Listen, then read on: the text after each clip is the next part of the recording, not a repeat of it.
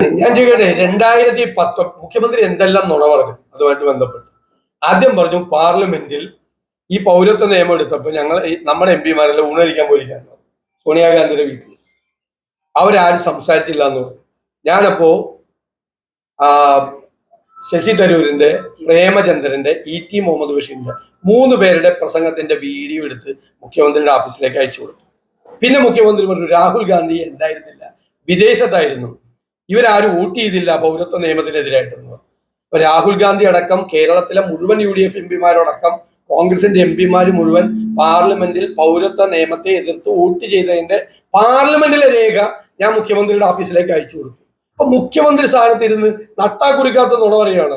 ആസാമാണ് ഏറ്റവും പ്രശ്നം, കേരളത്തിലൊന്നും അല്ലല്ലോ പൗരത്വ പ്രശ്നം, ആസാമിലാണ്. ആസാമിൽ പബ്ലിക് മീറ്റിംഗ്